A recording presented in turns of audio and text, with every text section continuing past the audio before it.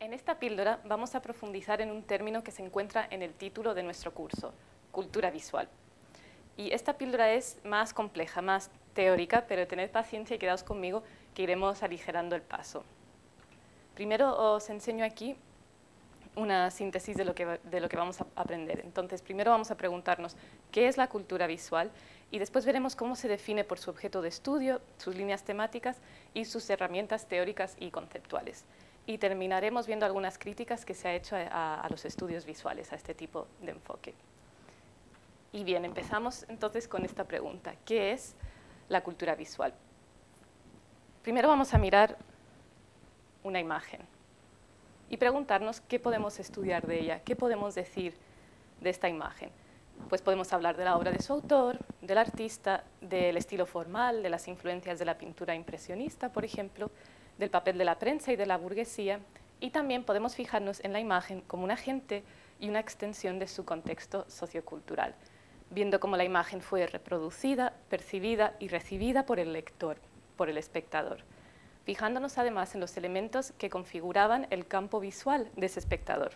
En líneas generales, podemos decir que el enfoque de los estudios visuales se centraría en esto último.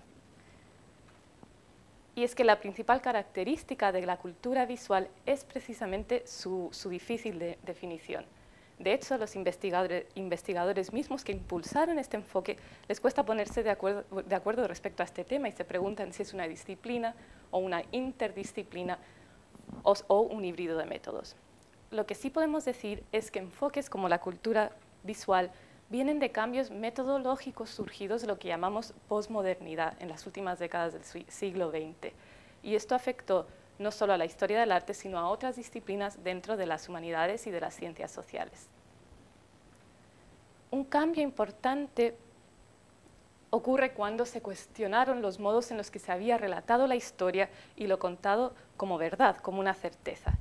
¿Qué quiere decir esto? Vamos a explicarlo con un ejemplo. ¿Por qué conocemos unas obras de arte y otras no? Nos suenan, por ejemplo, artistas como Monet o Manet o Renoir, pero no sabemos tanto de mujeres pintoras, por ejemplo, que las hubo. Es decir, podemos cuestionarnos por qué se nos ha contado la historia de una determinada manera y como consecuencia de esto podemos reflexionar sobre las relaciones de poder que han dado lugar a esas historias. Y este giro permite incorporar, ampliar el abanico de obras estudiadas y analizar material que no había recibido quizás tanta atención. Esto nos conduce a hacer nuevas preguntas, ya no buscando una narración de hechos o de estilos, sino viendo el valor que tenía la imagen como un texto cultural. El historiador José Luis Brea fue uno de los principales responsables en introducir el término de estudios visuales en español a través de esta revista del mismo nombre. Cultura visual es quizás, lo vemos más presente en trabajos y publicaciones en inglés. Y al igual que otros teóricos, José Luis Brea pensó que los estudios visuales se podían definir tanto por su objeto de estudio, como por sus líneas temáticas y preguntas, así como por el enfoque metodológico y las herramientas conceptuales que utilizaba. Entonces, vamos a ver estos 3 puntos aplicados a nuestro curso. En primer lugar, los objetos que estudiamos son imágenes impresas que fueron producidas y reproducidas para ser circuladas y consumidas por las clases urbanas.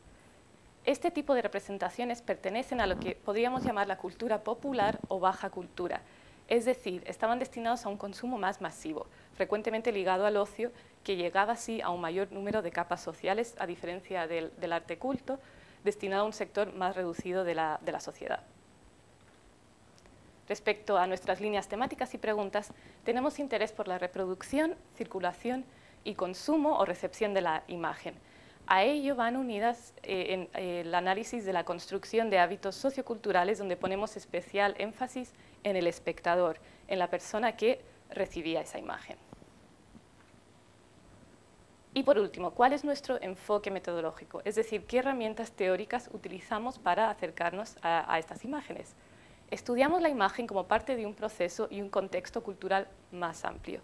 Y esto nos empuja a recurrir a métodos y herramientas de otras disciplinas, es decir, adoptar un enfoque multi o interdisciplinar. Y por último mencionamos simplemente dos influencias teóricas importantes para los estudios visuales, Walter Benjamin y Avi Warburg. Pero los estudios visuales han recibido varias críticas y vamos a mencionar aquí tres. La primera es que no supone una contribución realmente novedosa ni por su perspectiva multidisciplinar ni por fijarse en el contexto cultural, algo que ya hacía Warburg, por ejemplo, una de las influencias que acabamos de mencionar. En segundo lugar, la apertura del campo visual significa entonces que cualquier imagen puede ser estudiada. Esto conlleva en ocasiones una falta de rigor y esto nos lleva a la tercera crítica. Se desacredita lo histórico en virtud de intereses antropológicos. En términos simples, que prestamos demasiada atención a esa recepción del espectador.